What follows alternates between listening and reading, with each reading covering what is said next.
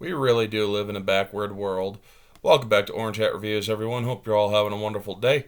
So, Marvel Studios producer considers it a red flag if prospective writers are fans of original comics, prefers to hire someone who's out of the culture. So let's get into it. This is from Spencer Paculi. Shout out to you, buddy. From Bounding into Comics. So, as if it wasn't obvious enough to simply watching any of the studio's post-Infinity War output, producer Nate Moore has revealed that he believes the key to Marvel Studios' success is hiring writers who are out of the comic book culture over anyone who loves the source material. That is absolute insanity, folks.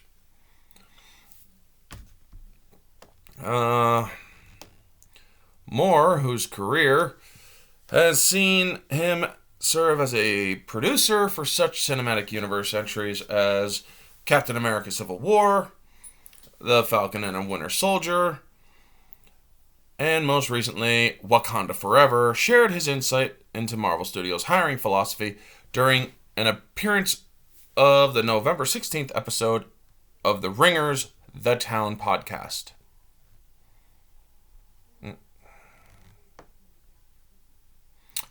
Speaking with host Matthew Baloney about his experience working for the Disney subsidiary, timestamp 17 minutes before or more, was eventually asked if there was some kind of Marvel boot camp or something that you do with these filmmakers to ingratiate them into the world and knowing all the things that they need to know.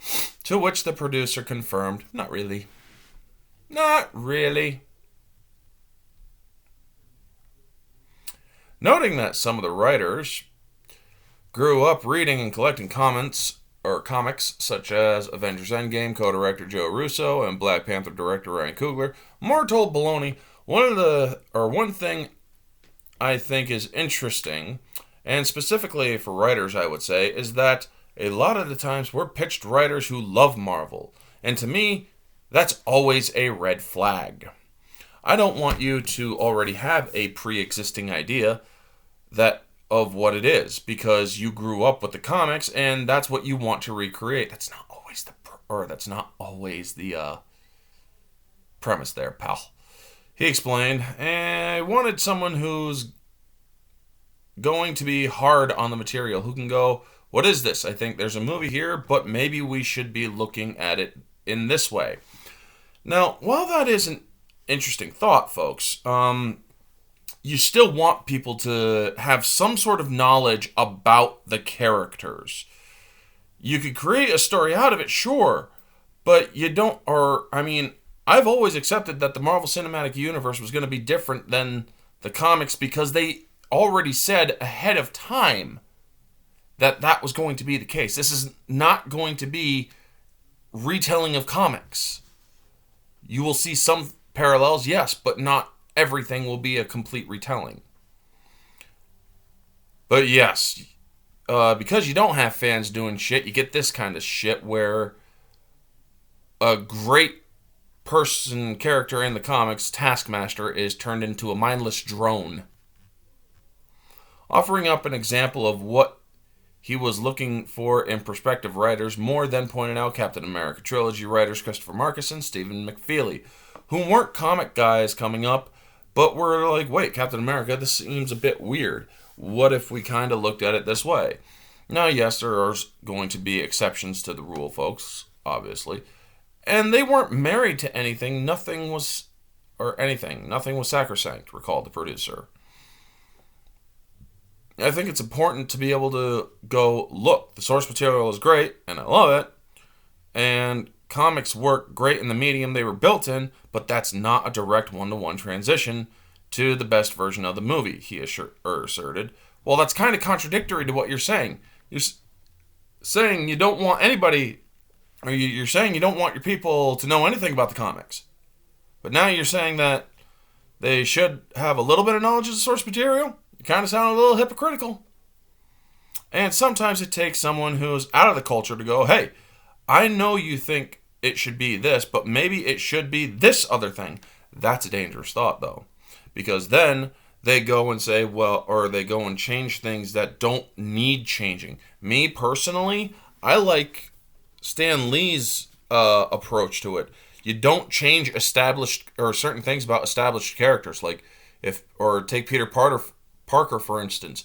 He's white, he's heterosexual. You don't change any of that. Turning to provide further support for his argument, Moore then put forth Taika Waititi. I will not name those movies because I think they suck. A great example of that too, because he was like, hey, I know Thor traditionally is a bit stiff, a bit Shakespearean, but what if you tweaked it? What if you tweaked the tone completely? And look what happened. You got two movies that absolutely sucked. Yes, the general moviegoers liked them, but those are general moviegoers who are only going to go to the theaters because, hey, it's Marvel or it's Disney, and they don't do bad things according to their mindset. No offense to those people, but that's basically the general rule of thumb. Tone of Ragnarok is all Taika because he wasn't married to Thor on the page, concluded the producer, believing himself to be complimenting the director rather than hitting the nail on the head as to why the fans may have been turned off by Waititi's take on the God of Thunder. I haven't read every Thor book. I haven't read a lot. I can tell you a run of that, or a run that is totally anything like Ragnarok. And Wakanda Forever is now playing in theaters. So, yeah, that's the end of this article. So, essentially, this guy is saying we don't want fans to dictate how these movies are done. We want new people to give creative new ideas. Well, the thing is, by doing that, you're damaging the entire property. You're changing things that don't need to be changed. You're making things up that are kind of against how Stan Lee even wanted Marvel to go. And honestly, I think that is one of the worst things you can ever do.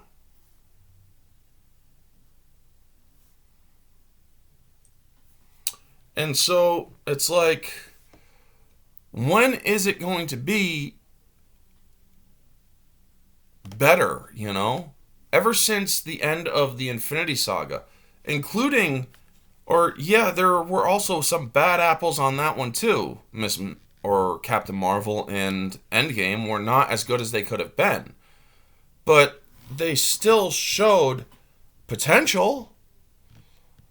Now, bringing in people who aren't fans, well, that only shows that they don't want to listen to anybody who knows what they're talking about. They want to just fucking wing it. That's a terrible idea when you're trying to come up with a complete base of a story that spans years. Anyway, those are my thoughts, folks.